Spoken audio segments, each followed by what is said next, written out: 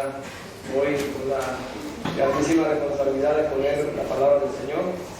Quiero comenzar dando gracias por el hecho del recibimiento de la iglesia el día de ayer, que me permitió junto con mi esposa y mis dos niñas llegar con bien hasta este lugar. Agradecer porque en la persona del hermano Edwin, del hermano Carlos, de su esposa Naí, de la hermana Diana, tuve un buen recibimiento y esa es parte del testimonio del amor del Señor donde quiera que llegamos. Por eso doy gracias a Dios por la vida de ustedes. Quiero agradecer por mi esposa que está acá conmigo también y mis dos hijas, nuestras dos hijas, que son parte de ese fruto de nuestro amor, de nuestro matrimonio. Pero sobre todo las cosas agradecer porque creo a la luz de la Escritura que en lo que enseña la Escritura acerca de la providencia divina. Dios es el que mueve los siglos, la historia de cada uno de nosotros. Y estoy aquí no por causa humana, sino puramente por causa divina, para exponer hoy la palabra del Señor y de compartir a los hermanos que en la iglesia nos pueden faltar muchas cosas, nos puede faltar música, pero lo único que no puede faltar nunca en la iglesia del Señor es la palabra de Dios, es la exposición de la palabra de Dios. Porque los domingos nos reunimos como familia de la fe para edificar nuestra fe. Y lo que edifica nuestra fe, lo que sustenta nuestra fe, es la bendita palabra de Dios, la cual el salmista la ve como una lámpara que alumbra nuestro camino, la cual Hebreos la ve como una espada de doble filo que traspasa el alma y discierne los pensamientos, las intenciones del corazón. Esa es la palabra del Señor, la cual Jeremías la ve como no es tu palabra como martillo, como fuego y como martillo que quebranta la piedra. Esa es la bendita palabra de Dios y por eso la compartimos con gozo, con convicción y con seguridad que Isaías dice no vuelve a Dios vacías, sino que hace conforme a su bendito propósito. Por eso en esta ocasión quiero invitarles, amada iglesia, que puedan buscar allí en su Biblia el libro de Josué, capítulo 24. Vamos a estar leyendo ahí en la predicación de hoy, capítulo 24 del 1 al 15.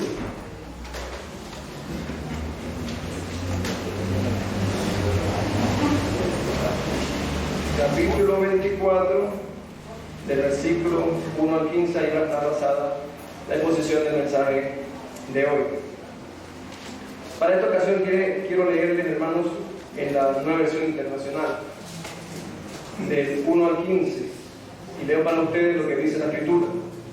Josué reunió a todas las tribus de Israel en Siquem, y allí convocó a todos los jefes, líderes, jueces y oficiales del pueblo. Todos se reunieron en presencia de Dios. Josué se dirigió a todo el pueblo y les exhortó: así dice el Señor Dios de Israel, hace mucho tiempo sus antepasados Terax y sus hijos Abraham y Nahor vivían al otro lado del río Éufrates y adoraban a otros dioses.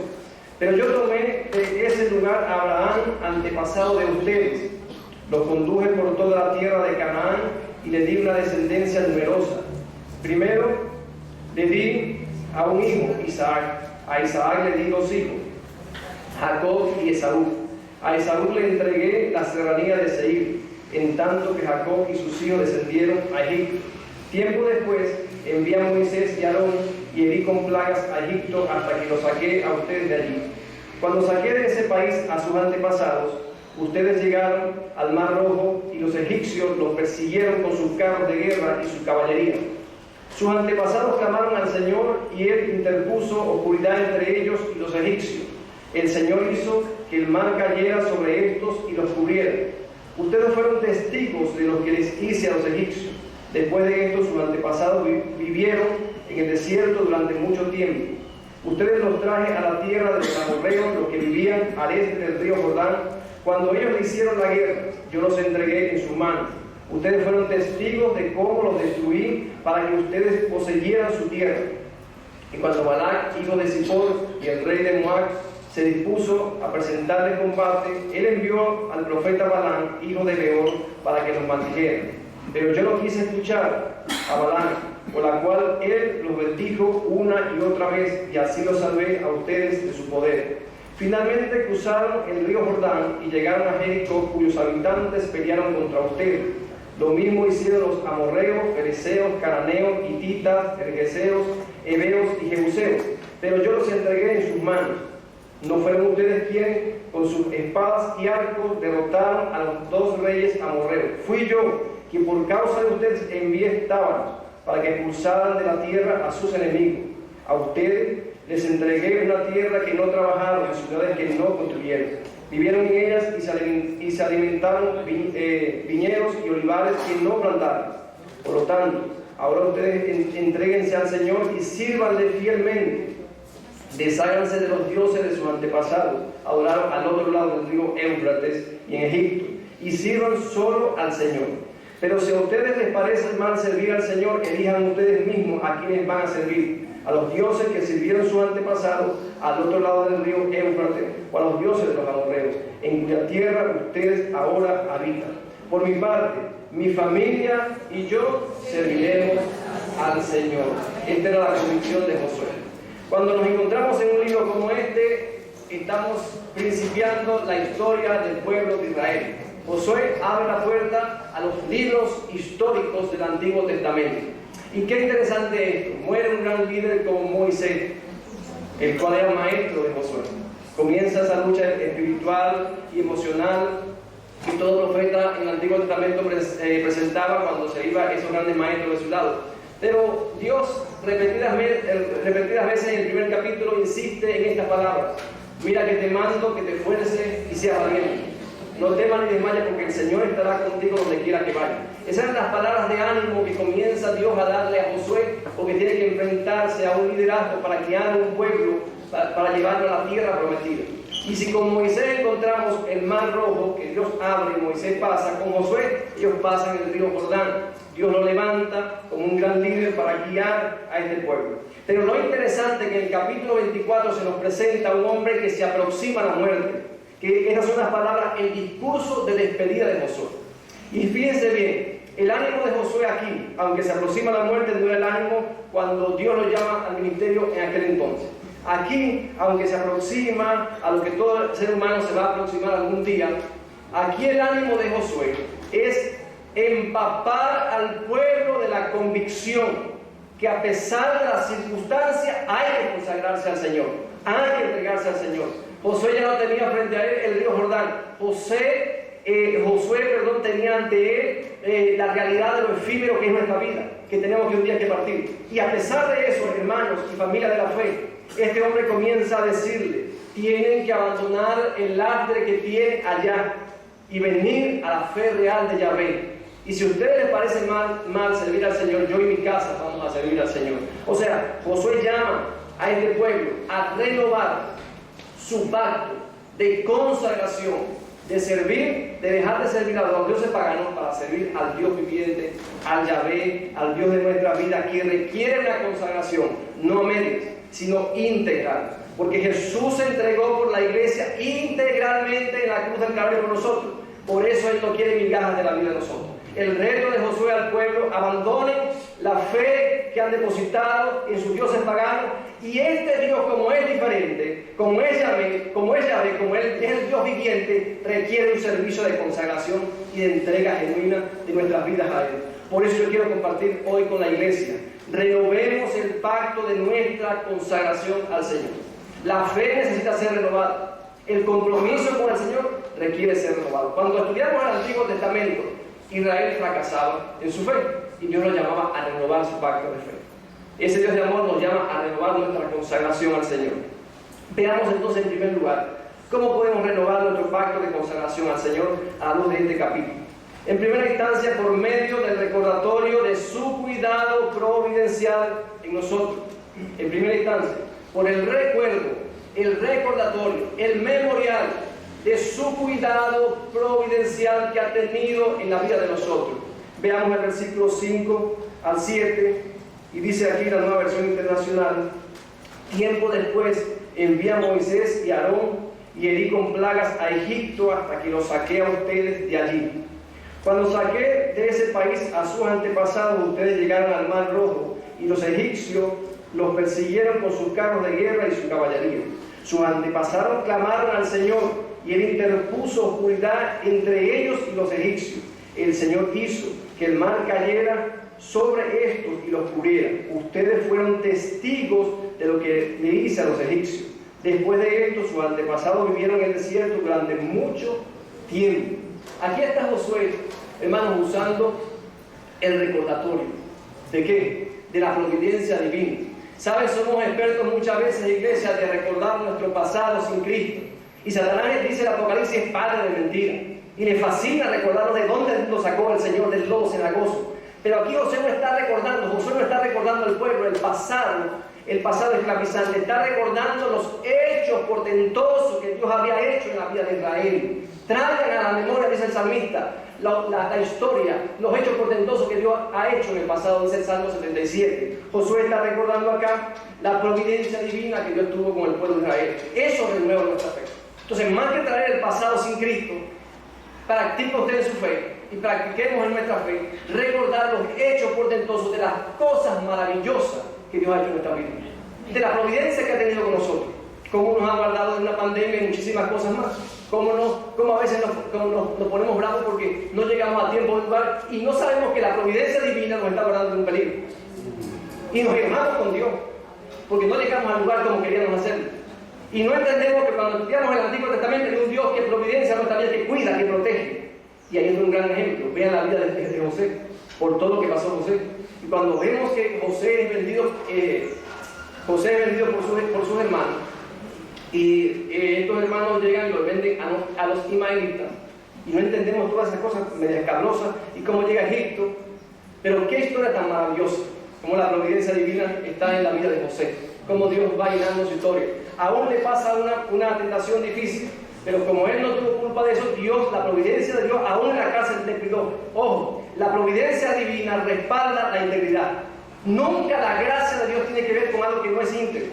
Estamos hablando que la providencia divina respaldó la vida de José por la integridad. Huyó de la esposa de Potifar, no se quedó en el lugar. Huyó de la tentación, huyó del pecado. Bueno, yo te voy a recordar aún en la cárcel. En la cárcel lo puso como jefe. En la cárcel seguía guiando su vida y lo puso como jefe de esta gente. Así sucesivamente vemos cuando llega a Egipto y es gobernador. Pero lo interesante de la providencia divina que nos enseña esto, que aunque pudo pagarle mal a sus hermanos y vengarse, que es parte de nuestra condición pecaminosa, querer tomar venganza en nuestras manos es parte de nuestra condición pecaminosa. Pero la providencia divina ve cómo va cuidando la vida de José. Y es interesante que cuando pudo pagar mal, no pagó mal. Dice que se encerró en el palacio y lloró que se escuchaba afuera. Porque me imagino yo, no dice la escritura, me imagino solamente yo, que había una lucha entre su naturaleza pecaminosa y lo que la providencia divina le estaba recordando. Págales como te pagaron ellos, ¿no? Él lloró allá dentro. No les pagó, le pagó contrario a lo que ellos habían hecho a la vida de José. Entonces, hermanos, si usted quiere renovar su pacto de consagración al Señor, vaya a los hechos portentosos de Dios. Lo que Dios ha hecho en su pasado, lo que Dios ha hecho en su vida presente. Eso es un acto de agradecimiento. Señor, te voy a servir, ¿por qué? Porque te has portado lleno de gracia conmigo a pesar de mí. Porque has estado presente en la vida de Dios. Porque me has cuidado aún en momentos que no he entendido. Tú has estado allí cuidando como cuidaste la vida de José. Y esa providencia divina nos enseña también que como Él cuida de nosotros y José tuvo las maneras humanas como vengarse, no lo hizo. La providencia divina también nos recuerda que cuando vamos al recordatorio del pasado, como Jesús me perdonó, yo también perdono. Hermanos, y a veces tenemos la tentación en esa providencia divina. Señor, yo no perdono porque yo no fui el que hice mal.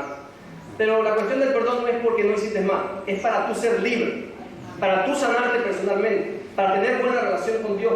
Ese es el hecho del perdón. Y ese perdón entra en el recordatorio de la providencia divina, cómo Dios cuida nuestra vida, cómo Dios ha sido nuestro refugio. Hermano, eso aumentará tu fe. Si hay desánimo para consagrarte al Señor, recuerda cómo Dios ha estado contigo, en el pasado, en el presente y estará en nuestro futuro. ¿Por qué? Porque Hebreos dice que Él es el mismo ayer, hoy y por los siglos. No cambia. Santiago dice que Él es inmutable, no hay sombra de variación en Dios. Nosotros tenemos una gama de emociones y sentimientos.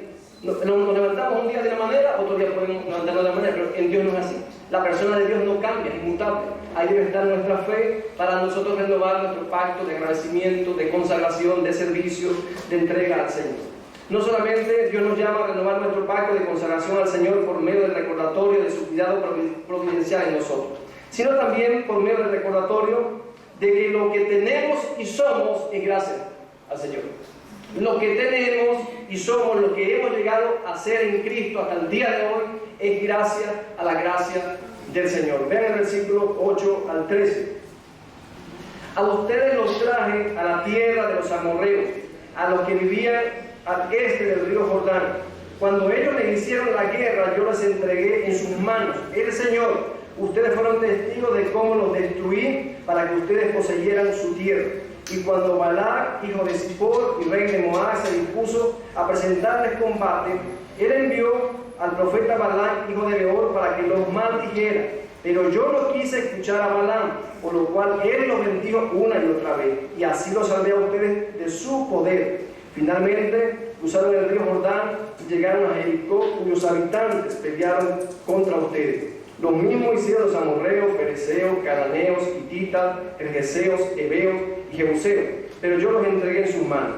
¿No fueron ustedes quienes, con sus espadas y arcos, derrotaron a los 2 reyes amorreos? Fui yo quien, por causa de ustedes, envié Tábano, para que expulsaran de la tierra a sus enemigos. A ustedes les entregué una tierra que no trabajaron y ciudades que no construyeron. Vivieron en ellas y se alimentaron de viñedos y olivares que no plantaron. Qué hermoso es el Señor. El segundo recordatorio para que nosotros renovemos nuestro compromiso con Dios, nuestra consagración a Dios, nuestro servicio al Señor, es recordar que lo que tenemos y somos proviene de la mano del Señor. Hermanos, en nuestro aspecto humano somos tentados muchas veces, se escucha muchas veces decir: si yo no trabajo, no como. Esa es una realidad humana. Pero cuando usted va a esta providencia divina y al texto sagrado, Él está diciendo a Israel que ustedes no vencieron por sus arcos y su flecha. Fui yo, dice el Señor, que los entregó en manos de ustedes. Ustedes no comieron por el hecho que cultivaban y cuidaban el viñedo. Fui yo que les dio vida al viñedo para que ustedes comieran. Entonces, tenemos que entender en el texto sagrado que lo que tenemos y somos es gracias al Señor. Claro, tenemos un esfuerzo humano en nosotros, pero usted dice: si no trabajo, no como. Ok, pero ¿quién te da la vida, el vigor y la salud para ir a trabajar? Dios. Por eso que cuando David construye templo para Dios y comienza a pedir las ofrendas, él termina con una gran conclusión: de lo recibido de tu mano te damos. Viene de lo alto. Tenemos que reconocer eso como iglesia. Si hay algo que nos renueva nuestra pasión por Cristo, nuestra consagración al Señor, es que usted tenga la convicción que no es su esfuerzo humano, no es el excelente conocimiento, los grados académicos que tiene, que te han dado las cosas. No es el esfuerzo que usted viene de la providencia divina, viene de la gracia divina. Esa es nuestra fe, hermano. Comemos porque a Él le place proveer. Comemos porque a Él le place bendecir el fruto de su trabajo. Recuerden algo en el Antiguo Testamento: cuando Israel pecaba, les voy a mandar la oruga para que destruya sus viñedos, sus plantíos. O sea, Dios enseñando que todo viene de Él y hay que reconocerlo. Pero no solamente reconocerlo y creerlo, vivirlo. Porque a veces tenemos cosas materiales que nos creemos los dueños de eso. Y eso gobierna el corazón. Y cuando eso gobierna el corazón, hay una competencia y Cristo no puede ser el Señor de la vida de nosotros. Y entendemos, como dice en Mateo 6, que buscar primeramente el reino de Dios y justicia, y las demás cosas serán añadidas. Entonces, dentro de este recordatorio de lo que tenemos y somos, no solamente es decirlo, es vivirlo, porque cuando administramos, creyendo que Él es el dueño, sabemos que esto que tenemos no es nuestro. Es nuestro para administrarlo y para bendecir a otros y para administrarlo correctamente, pero el dueño es Dios. Y como el dueño es Dios, un día le rendiremos cuenta de eso. Entonces, no es solamente la convicción, sino que la convicción debe trasladarse a la vivencia de que mi vida no me pertenece. Por ende, no soy el que gobierna mi vida. Debe gobernar al Señor como Señor de mi corazón. Y debe ser el Espíritu Santo a través de su palabra. Todas esas cosas, hermano. Y no se trata, porque muchas veces te predica así: ay, está espiritualizando el pastor. ¿Y qué vivimos entonces? ¿Qué es lo que gobierna nuestra vida? ¿No es la fe basada en las Santas Escrituras?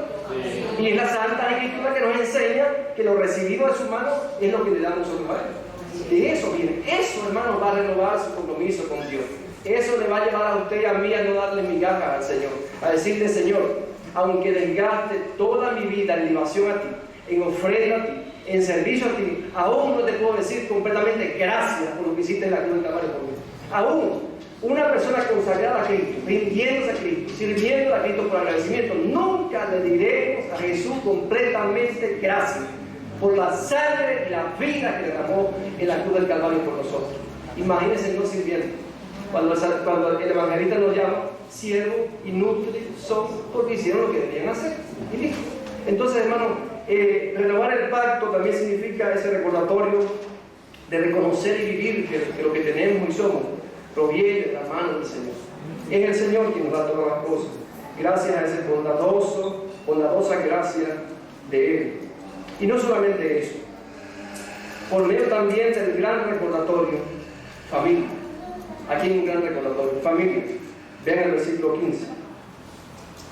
Pero si a ustedes les parece mal servir al Señor, o sea, Josué está diciendo, yo les quiero apasionar, pero esto es algo personal. Nosotros podemos generalizar grandes verdades de la fe, pero es algo personal. Igual que la salvación. La salvación, nosotros cultivamos la salvación en el sentido familiar, pero es personal.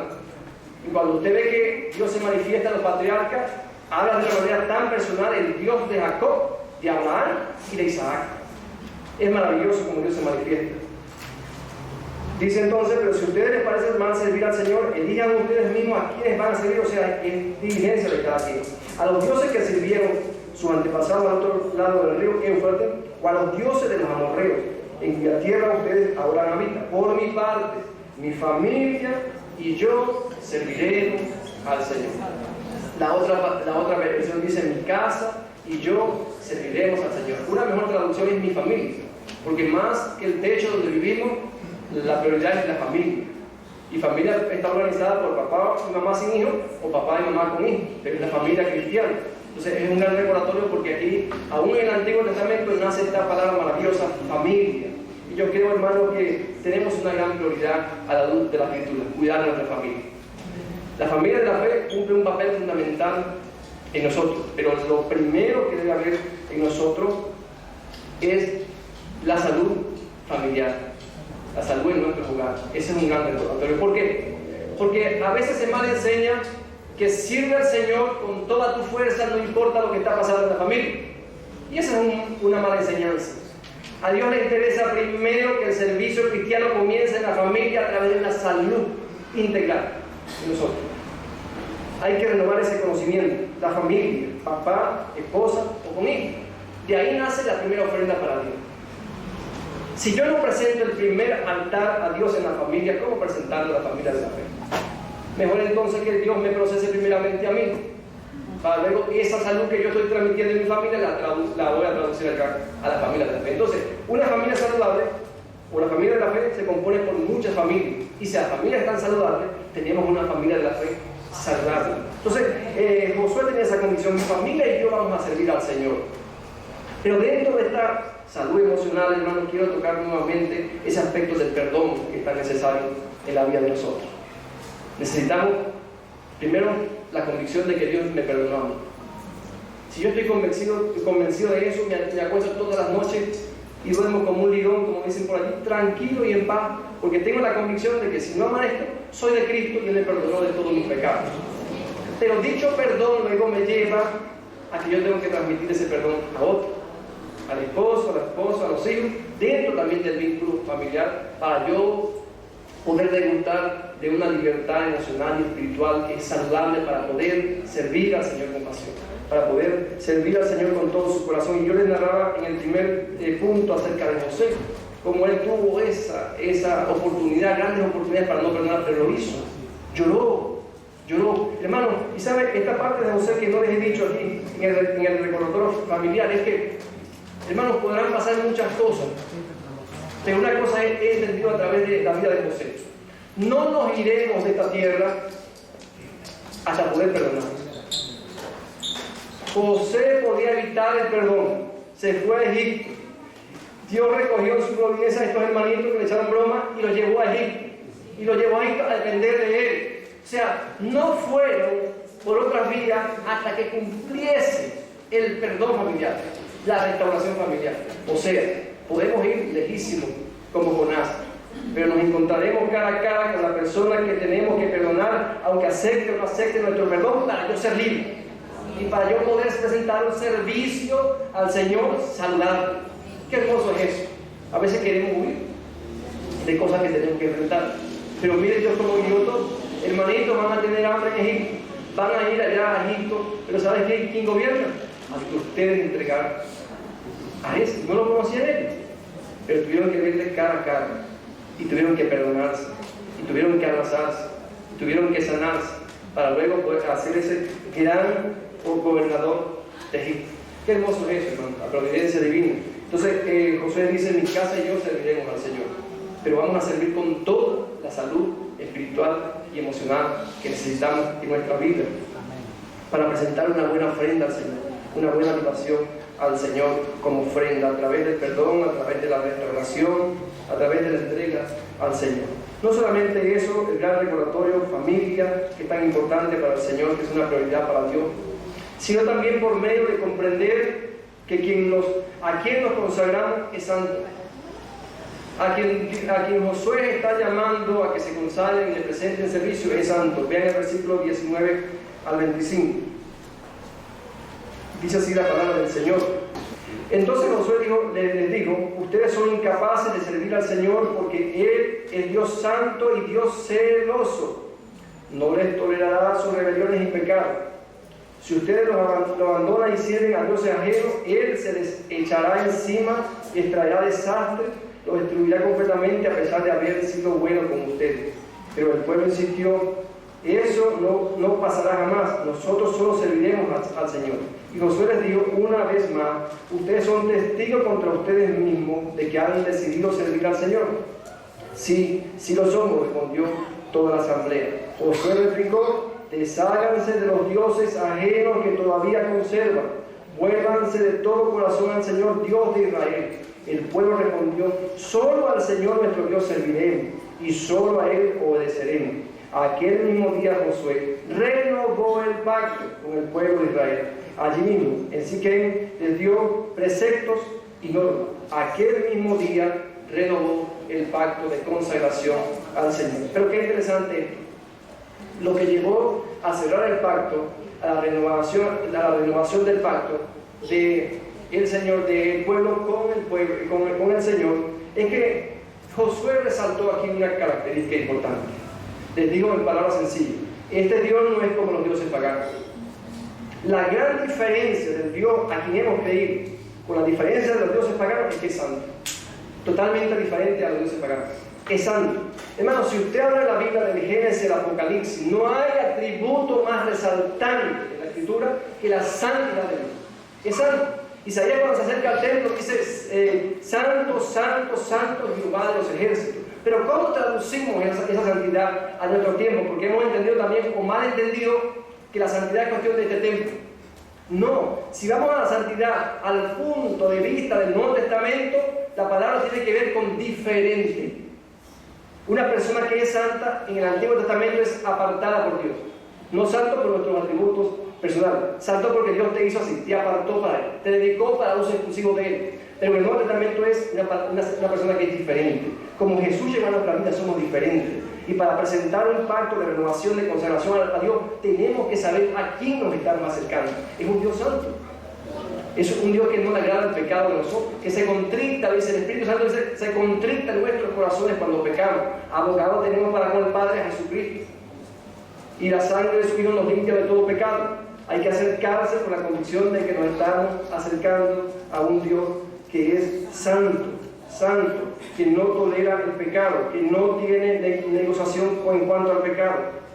Es diferente a esos dioses paganos. Entonces, si ustedes van a cerrar el pacto, entienda Israel que no se están acercando a esos dioses paganos, que eran dioses de un territorio. No, este es Yahvé, este es santo, este es diferente. Acercarse a Él lleva a la renovación de la fe, a un compromiso genuino con Él. O sea, con Él no se juega, porque lo que el hombre siembra, eso también segará, dice la Escritura. Entonces tenemos que saber que siempre, cuando el creyente tiene la convicción desde su discipulado, que ha creído en un Dios que es santo, su vida comienza a ser transformada, a cambiar. Si la convicción que obtuvo como nuevo creyente, que es un viejito que está así, que se queda dormido, que no le interesa el pecado, que se juega con la gracia, no es la convicción bíblica.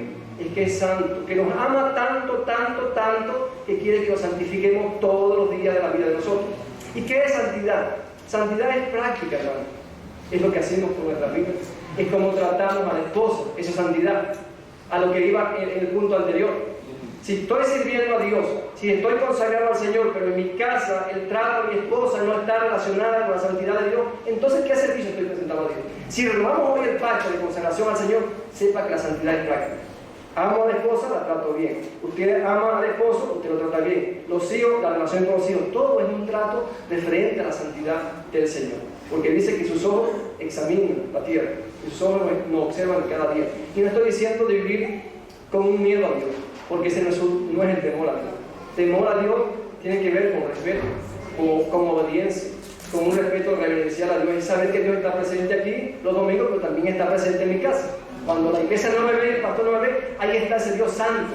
Eso es conocer que la santidad en la vida de nosotros es totalmente práctica. Entonces por eso Josué lo llevó a él. Yo voy a servir al Señor. Si a ustedes les parece, sirvan, pero es Dios santo. Y es celoso. ¿Qué atributo también especial aparece en el Antiguo Testamento? En el Nuevo Testamento se traduce así: el espíritu que ha hecho morar en su corazón les anhela celosamente. O sea, ese espíritu que está en nuestro corazón nos anhela celosamente. Sabe que fuimos comprados a precio de sangre, por tanto, presente en su cuerpo en sacrificio vivo y santo a Dios, que es vuestro culto racional. Hermano, a mucha gente no les gusta que se le hable de la santidad. En los púlpitos se ha perdido el momento de hablar de la santidad. Las redes sociales están llenas de predicaciones emocionalistas que no tocan el pecado de las personas. La Escritura lleva a decirnos y a enseñarnos que hay que tocar el pecado con la Escritura. Que la santidad de Dios nos enseña eso.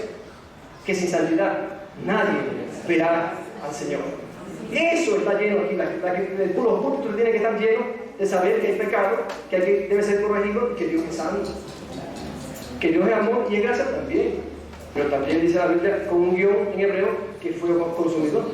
Entonces, los atributos de Dios no están en pelea. Es tanto amor y gracia inagotable como a su vez es tanto santo que no tolera el pecado. Ese es Dios. Así es Dios, hermano. No hay contradicción en Él. Entonces, nuestra vida anhela un servicio, también anhelamos ser transformados cada día por la gracia de Dios. ¿Somos perfectos? No. Somos perfectibles. Estamos en proceso de cambio. Estamos siendo santificados día a día. Cada día menos de mí, más de Cristo. Eso se llama santidad. Hoy tengo menos de mi carne, de mi naturaleza pecaminosa, pero tengo un detalle más de Jesús. Hoy Jesús me enseñó algo más de la santidad que Él en la vida de nosotros. Y saben, hermanos, los apóstoles de aquellos tiempos, dice la Biblia, no eran hombres tontos, algunos. Pero ¿saben cómo se les conocía? Por el amor que se tenían, por la forma de hablar y el amor que se tenían los unos a los otros. La forma de hablar reconocía que habían estado con Jesús. Aún en nuestras palabras manifestamos la abundancia que hay en nuestro corazón. Aún en nuestras palabras decimos que estamos creyentes y hemos estado convencidos que Dios es santo. Desde las palabras que decimos hasta cómo nos comportamos y hasta cómo vivimos. No puede escasear en nuestro púlpito el atributo principal en la Escritura de Dios. Es santo. Es amor, pero es santo. ¿Somos responsables de la Escritura? Hay que predicarla tal y como está la bendita palabra del Señor, porque ella es espada de doble filo, que discierne nuestros pensamientos y las intenciones de nuestro corazón. Les he compartido, amada iglesia, en esta mañana, renovemos el pacto de nuestra consagración al Señor. A eso que Dios le ha dado en su corazón, renueve ese pacto con Dios. Venga al Señor en esta mañana y dile: Señor, hoy yo quiero renovar mi pacto recordando lo bueno que ha sido conmigo, la providencia que ha mostrado en mi vida, que aunque me pudieron haber pasado cosas malas, tú me libraste de eso. Y aunque me molesté en ese momento, porque no era mi intención de faltar a esa reunión, no era mi intención de eso, pero en tu providencia, en esa sapiencia divina que tienes, en esa presciencia que tienes, un conocimiento anticipado que tienes, que conoces mi vida antes de que me formase en el vientre, ahí estabas tú entretejiendo en el vientre de mi madre, Señor. Tú me cuidas tanto porque me amas, esa es la providencia, eso va a renovar tu compromiso con Dios. Entonces, por eso, Señor, yo quiero presentarte hoy mi ofrenda de que me comprometo contigo. Quiero servirte con todo mi ser, con toda mi fuerza, por darte gracias, porque tu providencia ha sido una realidad en la vida mía, Señor. Por medio del recordatorio, que lo que tenemos y somos es del Señor. Él es el dueño de todo, hermano. Dios es el dueño de nuestra vida. Cuando Él quiere, Él la toma. Él la creó y cuando Él quiere, la toma. Entonces, no comportarnos como si fuésemos nuestro propio dueño. Tenemos un dueño. Y los discípulos se pusieron tristes porque ya el Señor se iba. No se pongan tristes, les voy a enviar el Consolador, el cual les guiará a toda verdad. Bueno, ese Consolador está en nuestro corazón y nos enseña quién es Cristo a través de la palabra, y Él nos guía cada día y nos enseña que el dueño de todas las cosas es el Señor. No solamente eso, por medio del gran recordatorio familia. Tenemos que cuidar a nuestra familia. Tenemos un gran ataque en todas las redes sociales, que ¿para qué familia? No, Dios sigue honrando el matrimonio, sigue siendo honroso para Dios, lo creó Dios. Así como Dios nos crió y como nos formó hombre y mujer, eso es lo que le pasa a Dios, aunque el mundo diga lo contrario. Yo sigo levantando la bandera y la familia es honrosa para Dios porque la creó Dios, cuidando la salud emocional de nuestros hijos, cuidando a nuestra familia. Eso también es un gran recordatorio de consagrarnos al Señor. Y por medio también de comprender, tener la convicción de que a quien nos estamos consagrando es santo. Es un Dios maravilloso que no tiene igual. Es un Dios que no le agrada el pecado de la vida de nosotros, que quiere que cada día nos podamos perfeccionar en su santidad, crecer en su santidad, conocerle más en su santidad, en todo lo que hagamos con nuestras vidas.